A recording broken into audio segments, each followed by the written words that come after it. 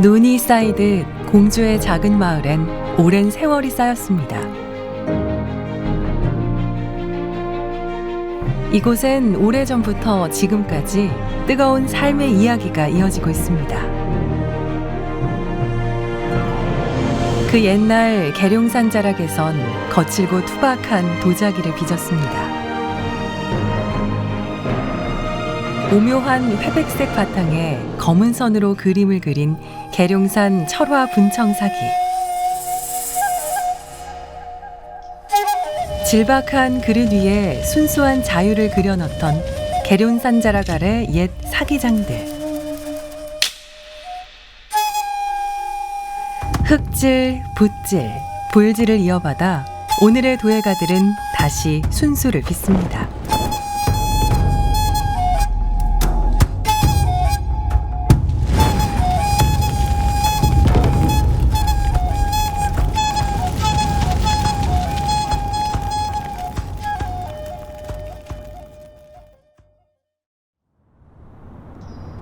일본 사가현의 아리타.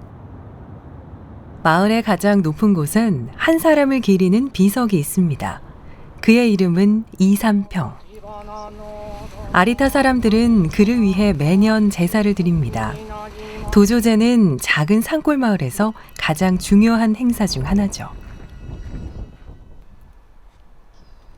이들이 정성껏 모시는 이삼평은 조선 사기장입니다.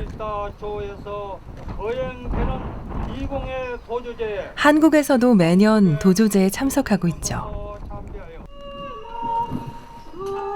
이삼평은 일본 최초로 백자를 만든 사람입니다. 일본에서는 도자기 신으로 불리죠. 올해는 백자 생산 400주년을 맞아 그 어느 해보다 더 정성스레 제를 올립니다.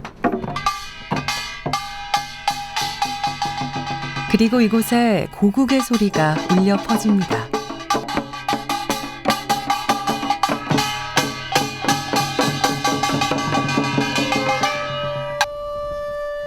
이삼평을 모신 신사입니다. 입구부터 도자기 장식이 눈에 띕니다.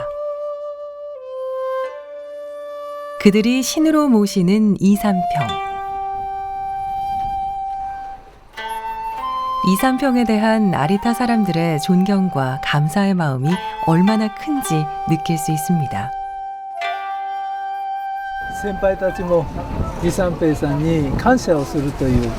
で、そのことによってまた次につなげていく。やはりものづくり、また新しいものを作るという心を次につなげるためにも李三平公の遺徳が一番感謝の一番中心になっている。 이삼평으로 인해 아리타는 세계적인 도자기 마을로 거듭났습니다. 예술에서 생활로 이어지는 도자기 산업은 아리타의 큰 힘이기도 합니다. 1등을 한 축제 상품인데 이래서 도자기 상품에 대해서 개발한다는 게 참 너무나. 도예가의 눈길을 사로잡은 열차 도시락. 카레를 먹으면 도자기 그릇이 덤으로 따라옵니다. 한적한 아리타도 인파로 북적거리는 시기가 있습니다. 5월 초 도자기 축제가 열리는 기간이죠. 일본은 물론 해외 도자기 팬들까지 아리타를 찾습니다. 20万人、それがやっぱりこれだけ一日で来るわけですから、それに対してやっぱり普段のやっぱり有田町っていうのは閑散としたものですから、売り上げに対してはもう相当違うと思います。 인구 2만 명의 작은 도시에 100만 명 이상이 몰리는 축제.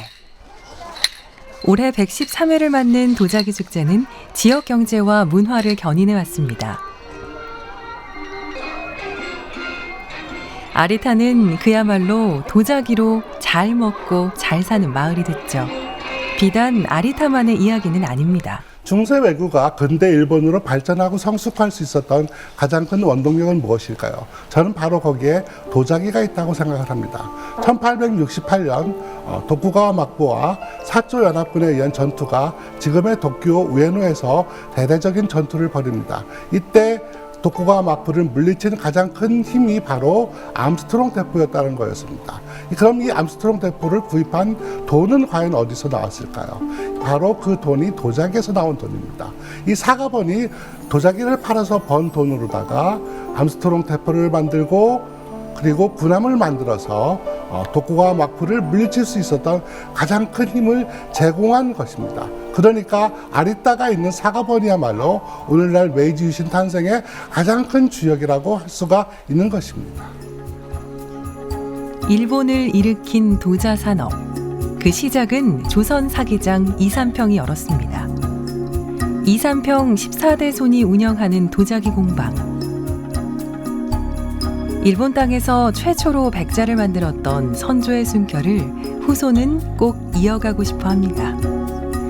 아리타 자기 400주년을 맞아 의미 있는 작업도 진행했죠. この石に私が2年前から取り組もうと思ったのはちょうど今年2016年が有田創業400年ということでどうしてもその泉山の石という原点に戻りたくてこの石を、作ろうと思いました。 1616년 이삼평은 자기의 원료를 발견하고 일본 최초의 백자를 만듭니다.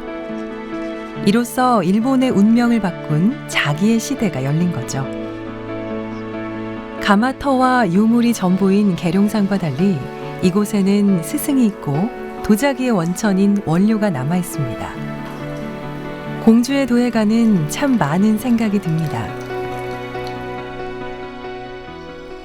이삼평에 초기 가마가 있다는 다쿠를 찾았습니다. 공주 이삼평 연구 회원들은 이삼평이 다쿠에 머물면서 어떤 도자기를 빚었을지 살펴봅니다. 초기 가마에서 출토된 도편들, 무언가 느껴지는 게 있습니다. 유독 눈에 띄는 그릇. 사실은 이 같은 가마에서 나온 이 도자기의 의미는 뭔가 실험을 한 것 같습니다. 근데 특히 붉은색에서 흰색으로 변해가는 과정은 흙을 수비라는 과정을 통해서 철분을 이렇게 뽑아낸 것 같습니다. 그러면 결국 백자를 만들기 위한 노력인데 어쨌든 이 도자기를 이렇게 이 정도까지 만든다는 것은 백자를 만들기 위한 몸부림으로 생각합니다. 또 다른 유물을 보고 다들 좀 놀랐는데요. 철화가 보입니다. 고라에 다니는 초기 가마에서 이주한 사람들이 만든 가마로 1610년대까지 조업한 것으로 추정됩니다. 1616년 이삼평이 아리타에서 백자 광산을 발견하기 전이죠. 훨씬 더 수준이 높은 그러니까 이삼평에 근접한 작품이라고 볼 수가 있을 것 같습니다. 저도 그렇게 생각합니다. 1993년 발굴 조사 결과 가마 형태가 한국의 것에 가깝고 조선 사기장이 만들었을 가능성이 높다고 합니다.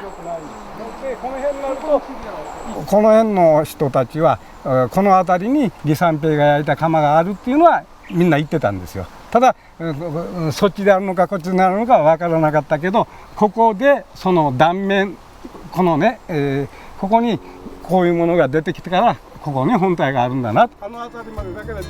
이삼평은 1598년 일본에 끌려왔고 가라스를 거쳐 이곳 다쿠에서 8년 정도 머문 것으로 추정됩니다.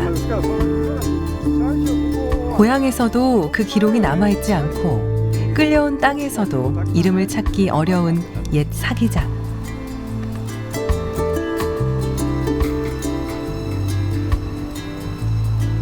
일본으로 간 조선의 장인은 이곳에서 얼마나 많은 이야기를 남겼을까요? 지금까지 조사된 계룡산 일대의 가마는 40여 기로 추정합니다. 그중 학봉리요지는 조선시대 가마터로 그 중요성을 인정받아 사적 제333호로 지정됐습니다.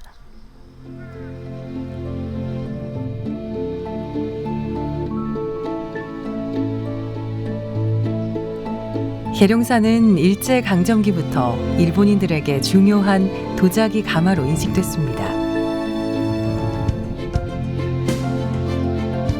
학봉리 가마터는 1927년 조선 총독부에 의해 최초로 발굴됩니다.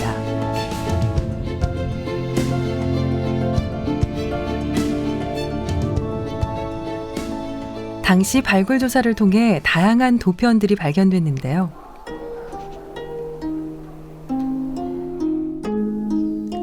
그 중에서도 계룡산 지역의 특징을 가진 도편들이 많이 나왔습니다. 흑백의 조화, 선명한 색채가 돋보이는 철화 분청입니다. 모란, 물고기 등 그 문양이 매우 다양합니다. 철화분청이 갖고 있는 의미는 다른 지역에서는 사실 철화를 제작한 사례가 없습니다. 그래서 여러 가지 분청사기의 다양한 기법 중에 붓을 이용해서 그림을 그린다고 하는 독특한 기법이 구현된 곳은 계룡산 한 곳이기 때문에 이제 그런 것에서 어떤 지방사기의 한 유형을 설명해 준다는 측면에서 중요한 의미가 하나 있고요. 또 하나는 이 안료를 이용해서 그림을 그리는 기법들이 그렇게 많지를 않았습니다. 그 이전에는. 근데 이제 고려시대 철화 청자를 제작했던 기법을 이어서 조선의 철화백자에 이르기까지 그 사이에 그 그림으로 그리는 그 문양을 넣을 수 있다라는 기법의 한 사례로서 그 매개 역할을 한다는 측면, 이러한 것들이 중요한 의미가 있다고 생각이 됩니다. 철화는 분청의 여러 기법 중에서도 가장 개성이 강하며 까다로운 편에 속합니다. 붓이 한 번 가면 수정이 안 되기 때문에 그 터치감이 바로바로 이어져 줘야 됩니다. 그렇기 때문에 그 고도의 그 기술이 없으면은, 많은 경험이 없으면은 어려운 게 바로 철화분청이죠. 계룡산 철화분청은 민간을 벗어나 궁중에서도 사용한 흔적이 있습니다. 계룡산 가마터에서 발굴된 도편, 내자라는 글자가 보입니다. 내자는 궁중 안에 있는 관청의 이름입니다. 해당 관청의 이름을 새겨 각 지방에서 궁중까지 정확하게 도착하도록 한 것입니다. 내자, 예빈, 내섬은 분청의 최종 목적지였죠.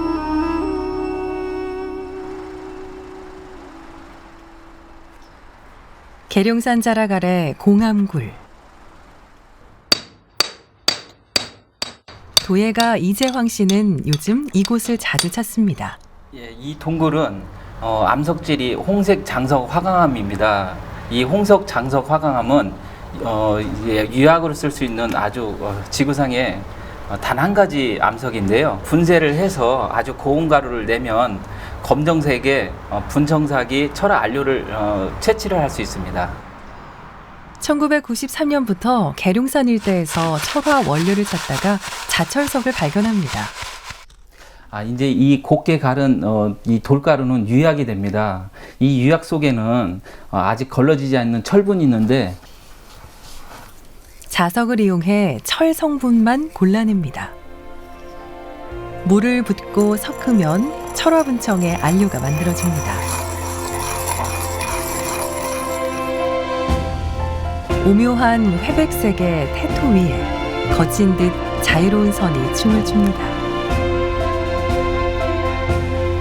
계룡산 분청에 대한 정체성을 정확히 분석하고 연구하고 또 원료를 또 과학적인 분석을 통해서 생산, 활용의 가치가 있는지도 검증을 해야 됩니다. 인재문화재 전승, 보존, 계승은 전통의 기술뿐만이 아니라 과학적인 분석에 같이 가야 됩니다.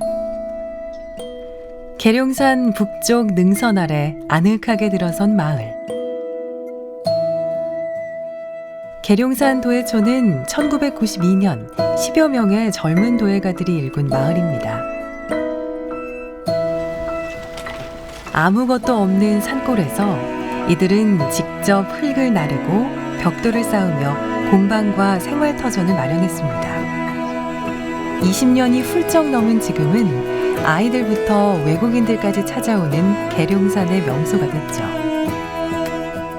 한 마을에 살면서 도예가들은 2년씩 돌아가며 촌장을 맡는데 벌써 막내 도예가까지 그 순서가 돌아왔습니다. 지금 제가 막내 촌장을 맡고 있습니다. 그리고 9가구 중에 15 선생님들이 도자기를 하고 있습니다. 다 부부 도예가라서 그렇게 되는 거고요. 그 계룡산 도예촌에 있다 보니까 철화분청을 하게 되고 철화분청 사기에 대해서 깊이 연구하고 제작하고 있습니다. 20년 전 도예촌의 시작이 바로 철화분청사기입니다. 철화분청을 복원해 나가는 것이 이들의 공통된 마음이죠. 제가 작업이 잘 안 풀리거나 할 때 산 너머에 옛 가마터에 가가지고 그때 당시에 도공들께서 무슨 생각을 하셨나 하는 그런 것도 혼자 질문도 하고 또 어떤 때는 대답도 듣고. 다닥다닥 지붕을 맞대고 마음을 맞대 사는 오랜 이웃이다 보니 이들은 작업 공간도 서로 공유합니다. 양미숙 씨는 아이 셋을 계룡산에서 낳고 키웠습니다. 첫째 아들은 일찌감치 진로도 정했죠. 흙을 만졌을 때 이게 손에 딱 이렇게 물기가 묻고 이게 말랐을 때 이렇게 떼지는 느낌, 그런 게 되게 안 좋았을 수도 있는데 저한테는 되게 좋았어요. 이게 친구들은 별로 안 좋다는데 저는 되게 좋아서 이걸 하고 싶고 앞으로도 도자기 계속 만들고 싶어요. 10살 때 만든 작품이랍니다. 실력은 둘째치고 엄마는 걱정부터 앞섭니다. 물레 위에서 이루어지는 일은 마치 수면 위에 떠있는 백조의 유연한 모습처럼 정말 예쁘기만 한 거거든요. 그 나머지 것들을 알지 못하면 잘 깎아놓은 사과 한 조각을 먹는 일과 다르지 않아요. 그래서 언젠가는 흙을 빚게 되겠지만 우선은 청소를 해야죠. 반가운 얼굴이 도예촌을 찾았습니다. 영국의 도예가인데요. 30년 전 계룡산 철화분청을 만난 후 그도 분청을 빚고 있습니다. I look at some of the old 15th, 16th century, the drawings that they made of the fish and so on the bottles were almost like the children had done it. It's very, not crude exactly, but it's naive, what we would call naive art. It's almost like a child has drawn the pictures. And that appealed to me, the fact that the paintings and the drawings were not labored over. It was kind of quick and expressive. 가라스는 한반도에서 가장 가까운 일본 땅입니다. 임진왜란의 출정지 나고야성이 이곳에 있죠. 성은 허물어졌지만 역사는 남았습니다. 나고야성 박물관은 한일 교류사를 소개합니다. 일본에서는 보기 드물게 한일 역사에 있어 객관적이고 중립적인 시선을 갖고 있습니다. 반론은 20%는 좋다, 잘 맞다. 그리고 20%는 절대 있을 수 없다. 너무너무 한국적이다, 매국노다. 그런 사람까지 있습니다. 그렇지만은 나머지 60%가 바로 무관심입니다. 그 60%가 어떻게 되는지가 앞으로 한일 교류의 주요한 열쇠라고 생각하고 있습니다.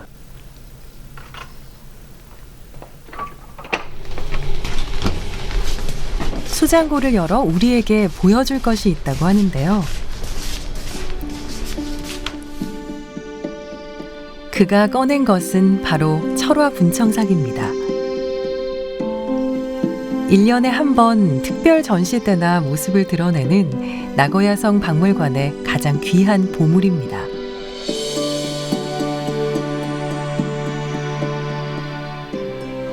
오사카 동양도자미술관은 동양도자기 6천여 점이 전시되어 있습니다. 그중엔 명품으로 손꼽히는 작품이 있죠. 정형화되지 않은 모양, 생동감 있는 문양이 독특한 조형미를 이룬 철화분청. 거침없고 능숙한 붓질이 돋보이는 작품. 철화분청 가운데서도 수작으로 꼽히는 유물입니다. 日本人はすごく軽量さんの作品に対して思いがある。それはなぜかというと、やっぱり李朝のそのキリッとした感覚と温かみなんですよね。どっちかでもダメなのね。そのキリッとしてるだけじゃ冷たい感じになってしまうし、温かみっていうかここに使いたいっていうそういうイメージ。まあ日本でいうわびさびっていうのをすごく感じさせてくれるんですよ。 일본 문화에서 와비사비라는 말은 빠지지 않습니다. 일본의 전통 미의식 중 하나죠. 교토 외곽에 있는 대덕사, 20여 개의 암자가 있는 큰 절입니다. 소박하고 정갈한 일본의 미의식이 경내 곳곳에 드러납니다. 이곳은 도요토미 히데요시가 일본 다도의 완성자 센리큐와 함께 차회를 가졌던 곳입니다. 대덕사는 암자 중 단 4곳만 일반인들에게 공개하고 있습니다. 눈앞에 두고도 발길을 돌릴 수밖에 없는 이곳. 대덕사 고봉암엔 일본 국보로 지정된 조선의 사발이 있습니다. 도요토미 히데요시가 보물처럼 여겼던 찻사발이죠. 당시 일본 무사들에게 조선의 분청은 성 하나와도 바꿀 수 없는 권력의 상징이었죠.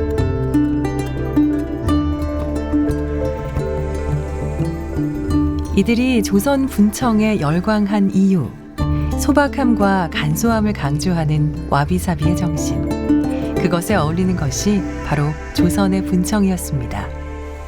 이 그릇은 차물이 배가지고 웅치가 아주 그 소박한 느낌이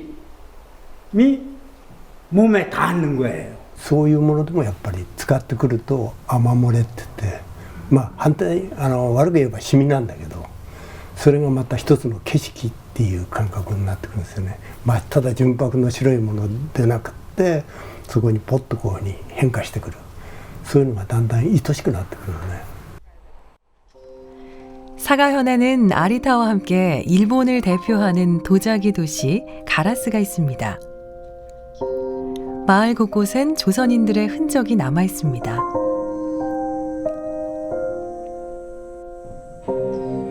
얼마나 많은 사기장들이 언제부터 일본으로 끌려간 걸까요? イムジンとかチェンユチウェランの時より50年ほど前、初めて朝鮮刀工が和光っていう海賊集団がここおるんですけど、それが連れてきたんです。 400여 년 전 조선인들이 살았던 마을. 장구를 닮았다 해서 장구바위라 이름 붙여진 야트막한 산이 있습니다. 마을 사람들의 입에서 입으로 장구바위에 얽힌 이야기가 전해져 옵니다. 秋なんかは岩山がガーって見えるんですけど、それが韓国の岩山だって服に出たから嬉しくなって、自分たちが連れてこられたふるさとを思い出して、山の上に登って、そしてふるさとに向かって、いわゆるチャングチャング踊りっていうか、ジャーンって鳴らした韓国の太鼓を叩いて踊ったんですね。 노리모토 씨는 역사학자며 도예가입니다. 공방에서 오래된 문서를 보여주는데요. 우칠이라는 이름이 보입니다. 우칠 또는 또칠로 알려진 조선 사기장이 자신의 선조라고 일본인들에게도 당당하게 말합니다. 조선에서 온 사기장이 도자기 명가 나카자토의 뿌리임을 그는 제대로 알리고 싶습니다. 이 거리는 가라스시에서 선대 나카자토가 인간문화재가 된 기념으로 조성한 겁니다. 인근에 조선 사기장들이 만든 오름가마도 남아있죠. 나카자토 공방에서 우리 눈에 익숙한 철화 작품을 볼 수 있었는데요. 천황 부부가 다녀갈 정도로 그 명성이 자자한 곳이죠. 유독 13대 나카자토는 물고기 문양을 많이 그렸습니다.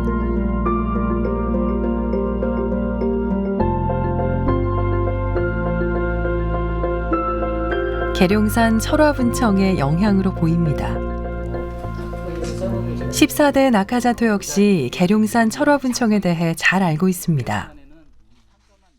やっぱり渓流山のものって鉄分が多いですよね、まずね。やっぱこの鉄の色もいいし、何はさておいて形と物の形と絵がすごく力強い。だからそれが魅力だと思いますね。 화려했던 북송시대를 재현한 청명상하원입니다.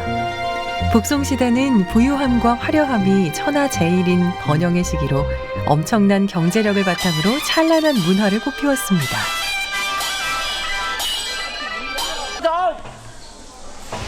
교역도 활발했고 식문화가 발달했던 시절.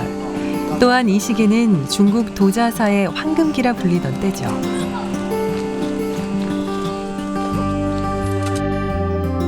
중국 5대 명효로 손꼽히는 가마터가 이 시기에 꽃을 피웠습니다. 균요는 아름답고 화려한 유약의 특징입니다.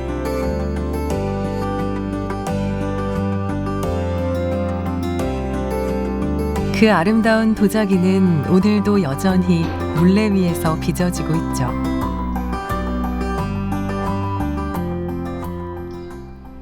도자기를 사랑했던 황제, 차를 마시며 도자기에 감탄하던 시대.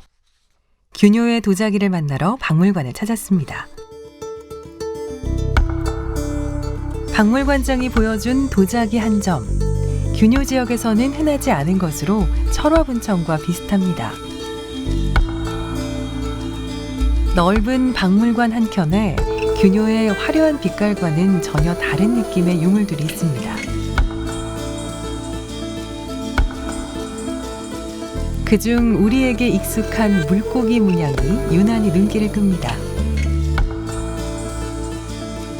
자세히 들여다보니 자주요괴라고 구분지어 한쪽에 전시하고 있습니다. 作为禹州这个区域坊内，当时在宋元时期啊，有2个瓷种在烧制，并且影响都很大。一个是钧窑，首先是钧窑，第二就是爬村窑或者磁州窑，就是白底黑花。你说这个瓷种，这2个瓷种都在这个区域范围内在烧制和生产。 균요 박물관에서 차로 2시간여 떨어진 파촌으로 달려갔습니다. 균요 지역 안에서 지금도 자주요 계통의 도자기를 만들고 있는 한 공방. 어쩐지 익숙한 모습, 낯설지 않은 도자기입니다. 계룡산 철화분청과 닮은 점이 있습니다. 이 도자기는 여기서 어떤 이름으로 불립니까? 했더니 파촌 도자기라고 불린다고 말씀하시더라고요. 저는 한국에서 이 도자기는 계룡산 분청이라고 이름을 가르쳐 드렸어요. 이름을 불러야 그 도자기가 주인공이 될 것 같아서. 파촌의 도자기가 계룡산의 분청사기하고 어떻게 다른지에 대해서 꼼꼼히 살펴봤는데요. 몇 가지 기술적인 차이가 있더라고요. 이분들이 철을 쓸 때 훨씬 묽게 그림을 그리셔가지고 어떻게 저렇게 묽게 해서도 색깔이 나오는지 보니까 초벌구이를 하지 않고 그림을 먼저 그리시네요. 그러니까 분장토를 바르고 나서 그 분장토가 꾸덕꾸덕할 때 붓에 찍어서 그림을 그리기 때문에 그림을 그릴 때는 붓질이 아주 부드러울 거예요. 허난성에서 다시 북쪽 허베이성으로 이동합니다. 자주요 박물관을 찾았습니다.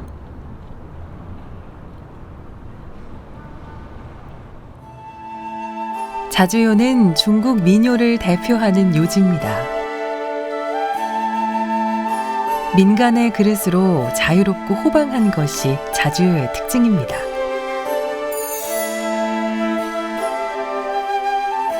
조선의 분청사기와 같이 백토분장을 하고 그 위에 검은 선으로 그림을 그리는 백지 흑화 기법이 주를 이룹니다.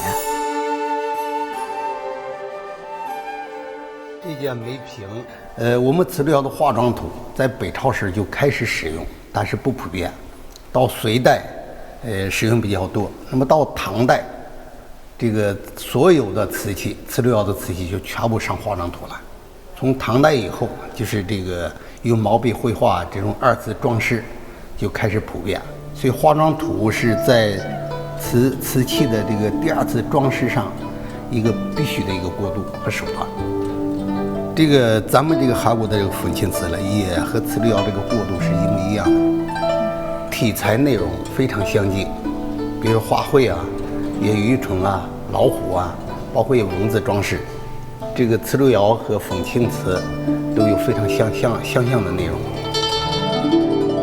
자주요는 자연의 풍경들을 자유롭고 힘차게 도자기 위에 담아냅니다. 원나라에 접어들면서 그림의 주제가 다양해져 서사적인 문인화도 등장합니다. 중국 도자예술 대사로 지정된 도예가의 공방을 찾았는데요. 우리나라로 치면 인간문화재를 중국에서는 대사라고 부릅니다. 그에게 계룡산 도자기를 보여줬습니다. 这个他就给这个我们磁州窑是个一个文脉，这个特点跟咱们磁州窑是一个文脉，都是它这也是用花岗土，是吧？也是这个铁锈花，风格简洁豪放，细对啊，도자기를 만드는 방법뿐 아니라 마음도 참 비슷합니다. 전통을 이어가려는 마음이 이곳에도 녹아있네요. 중국 자기의 전성기를 이끌었던 자주요. 자주요 도요지는 북방 지역에 광범위하게 분포돼 있습니다.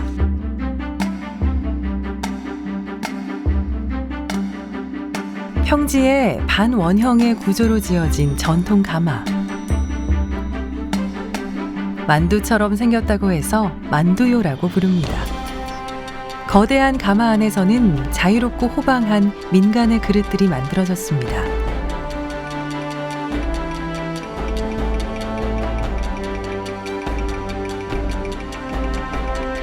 자주요의 전통은 면면이 이어져 청대의 자주요 자기에서도 그 여운을 느낄 수 있습니다. 그리고 그 중심엔 전통을 잇고 대를 이어 도자기를 만드는 이들이 있습니다. 옛것에서 그 방법을 익혔듯 후대에 물려주기 위해 대사는 다양한 작업을 진행 중입니다. 마치 한 시대, 한 공간의 것처럼 닮은 작품을 만든다는 점, 그리고 같은 듯 다르고 다른 듯 같은 작업입니다. 계룡산에도 이런 시설이 필요해요.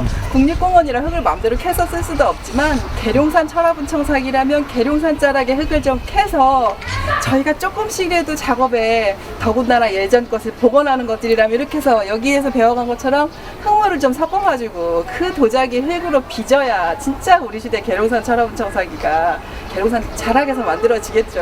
너무 부럽네요, 이 시설이. 1928년 한 일본인이 조선 여행 중에 그린 계룡산입니다. 그가 계룡산을 찾은 이유는 무엇이었을까요? 그리고 그는 어떤 사람일까요? 일본 요리의 전설로 불리는 로산진. 현대 일본 요리를 예술의 반열에 올려놓았죠. 계룡산에 온 건 좋은 그릇을 만들기 위해서입니다. 말년에 계룡산 흙으로 빚은 분청사발입니다. 밥 먹고 차 마시는 일상 속에서 철화분청은 소박한 멋을 냅니다. 계룡산에서 직접 흙을 퍼가지고 단미로 수성을 한 작품들입니다. 근데 이 단미로 수성한 것들을 보시게 되면은 정제하지 않고 작은 입자와 큰 입자를 그대로 썼습니다. 여기에 보면 철분이나 이렇게 돌들이 이렇게 튀어나오게 됩니다. 자연과 가장 가까운 그릇을 계룡산 흙으로 빚었습니다. 그렇게 해야 되죠. 그렇게 해야 이제 계룡산이 삽니다. 사실 우리는 계룡산 도자기를 만들고 싶어도 자료가 없고, 네? 그런데 그 계룡산 도자기를 생산을 하려고 하면은 꼭 계룡산에서 해야 된다 하는 이미지가 있습니다. 물 좋고 산 좋고 공기 좋은 곳에 꼭 가마터가 있습니다. 자연은 도자기의 원천과도 같죠. 양구는 왕실백자를 생산했던 경기도 광주 분원에 연간 70여 톤의 백토를 납품했던 곳입니다. 원료에 대한 자부심만큼이나 관리도 철저합니다. 양구에서 외부로 반출되는 것을 이제 불허하고 있는 상황인데요. 그 이유는 이 원료 자체는 사실 상당히 이제 제한적이고 많지 않은 그런 원료들이거든요. 더군다나 양구백토는 역사성을 가지고 있는, 그리고 또 희소 가치를 가지고 있는 그런 원료예요. 양구는 새로운 시도를 합니다. 조선 백자의 시원지이자 양구 백토가 조선 백자의 중심이라는 걸 알리기 위해 한중일 백토 합토전을 기획했습니다. 양구, 아리타, 경덕진의 백토를 합토해서 한중일 작가가 작품을 만들었습니다. 絵に描いてある草は400年前の窯跡に咲いてた花を摘んできてそれを描き写しています。 한중일 도자기의 어제와 오늘을 이어주는 의미 있는 도전입니다.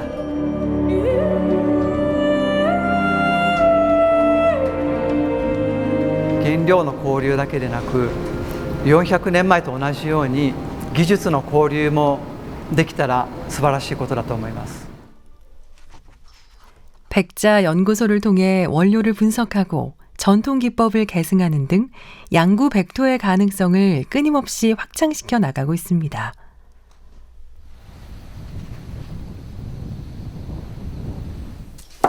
이재황 도예가는 20여 년 동안 매달려온 철화 안료 분석을 최근 마쳤습니다. 그리고 한중일 산화철을 비교 분석했습니다. 이 세 가지 도자기는 같은 가마에서 소송한 것입니다. 그러나 그 안료의 색이 다 각기 다른 것은 이거는 일본의 제1철로 한 거고요. 두 번째는 제2철 중국 거고요. 이게 제3철 계룡산 철화분청삭입니다. 그 철화가 어떤 게 좋고 나쁨을 떠나서 계룡산 것을 찾기 위한 복원 작업이기 때문에 복원을 위해서는 재료의 원료를 찾아가는 거라고 생각합니다. 그래서 이 자철석만이 계룡산 것이 아닌가 이렇게 생각이 듭니다. 강진에서는 매년 여름 청자축제를 엽니다. 13년 연속 최우수 축제로 선정된 만큼 명품 축제로 손꼽히죠. 올해 청자축제를 찾은 사람은 30만 명에 달합니다. 축제 기간엔 30% 할인으로 판매 효과를 누리지만 평소 생활자기 매출도 높은 편입니다. 전통 도자기에서 참 매출 올리기 힘듭니다. 그런데 제가 한 4, 5억 정도, 생활자기에서는 한 2, 3억 정도, 전통 도자기는 한 2억 정도. 대를 이어 가업을 전승하는 것도 강진의 경쟁력이죠. 그리고 새로운 디자인 개발에도 많은 노력을 기울입니다. 강진은 생활 속에서 도자기의 활용 가능성을 찾아가고 있습니다. 남도 음식 명가로 지정된 한정식집, 음식을 담아내는 그릇이 전부 청자입니다.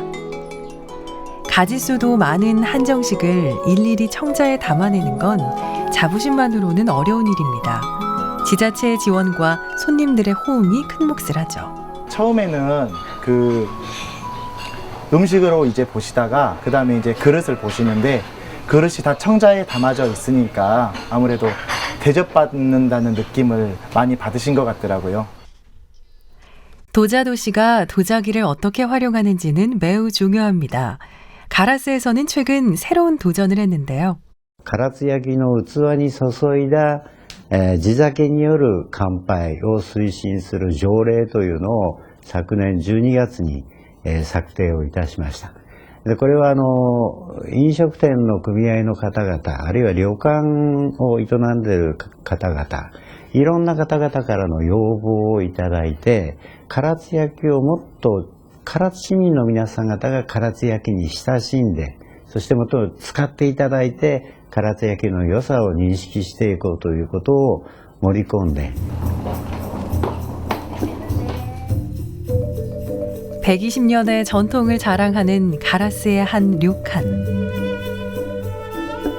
이곳엔 가라스 도자기의 거장 나카자토 다카시의 갤러리가 있습니다. 식기부터 닭이까지 전부 가라스 도자기를 사용합니다. 정갈한 음식만큼이나 그릇으로 유명한 료칸. 도자기를 보기 위해 그 도자기에 담긴 음식을 맛보기 위해 일부러 찾아오는 손님들도 많다고 합니다. 唐津焼の方は素朴でシンプルな絵でございます。温かい感じがしますのと、料理を持って出来上がるという、そこで完成するという美を持っているかと思います。時間が経てば経つほど美しくなるのが陶器でございます。 쓰면 쓸수록, 시간이 지나면 지날수록 아름다워지는 건 도자기도 이 오래된 료칸도 마찬가지인 것 같습니다.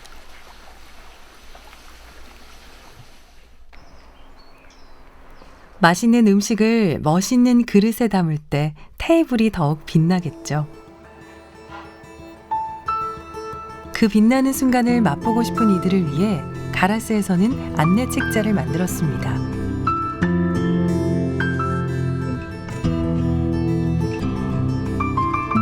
지역의 음식을 지역의 그릇에 담아내는 것, 도자기 도시 가라스의 자부심입니다.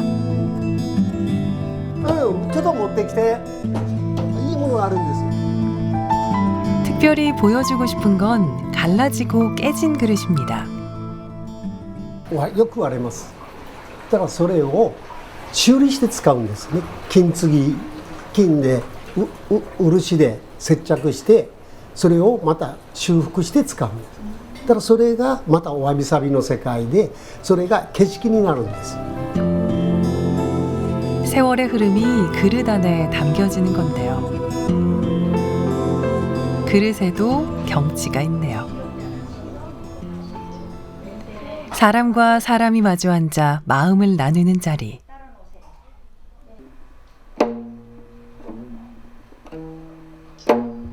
계룡산 철화분청에 따뜻한 차를 담아냅니다. 공주시와 야마구치의 청소년 교류 행사로 올해는 계룡산 도자기의 차를 마시며 한국의 다도 문화를 배워봅니다. 今日は日本の茶道とどういうところが違うかなというところをお手前を含めて見させていただいてました。特にお茶の前後で瞑想するところなんかは日本にはない文化だと思いましたから。 面白いなというふうに感じております. 차를 나누는 것처럼 도예가들도 마음을 나누는 자리를 마련했습니다. 한국을 넘어 세계 속 다양한 작가들의 철화분청 전시회가 열렸습니다. 한중일 그리고 영국과 미국의 도예가들까지 참여했는데요. 계룡산 철화분청이 세계 속에서 한국을 대표하는 브랜드로 나아갈 수 있을까요? 가능하죠.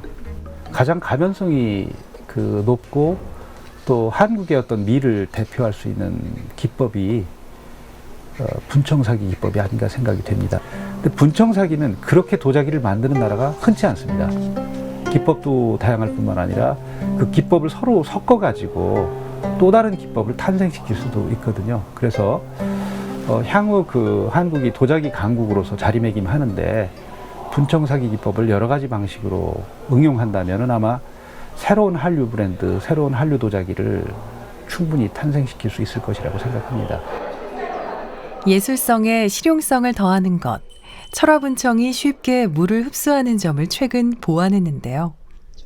이 철화분청 사기에 액체를 담을 수 있는 그 제품으로 산업적인 발전을 하기 위해서 지원을 하여 왔고요. 소지 개발을 통해서 알코올 성분, 민속주 이런 걸 담아도 문제가 없는 그런 제품으로 개발하였습니다. 아름다운 것이 쓸모있기까지 하다면 누구나 탐을 내겠죠. 한산소곡주가 고급 수림에도 불구하고 포장 소재가 좀 미흡했거든요. 그래서 마침 계룡 분청 사기와 결합하여 한산소곡주의 업그레이드 된 것과 함께 이 분청 사기와 계약을 진행하고 싶습니다.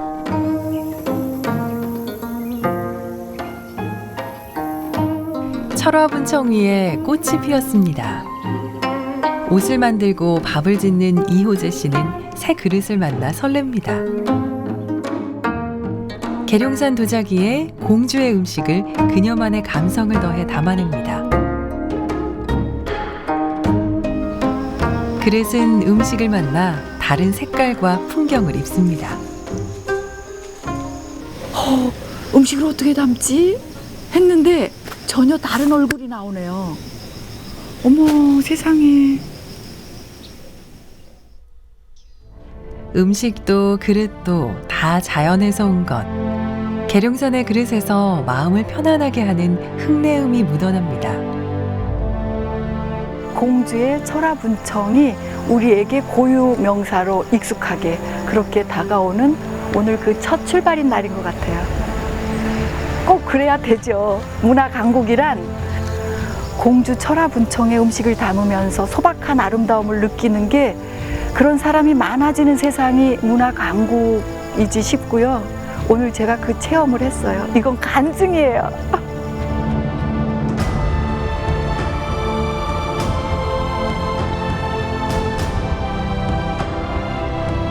400년 전이나 지금이나 흙을 빚는 도예가의 마음은 같습니다. 어제의 유산을 오늘의 일상으로 만들어가는 것. 이것이 도예가들이 바라는 내일, 그리고 우리가 꿈꾸는 계룡산 철화분청의 내일입니다.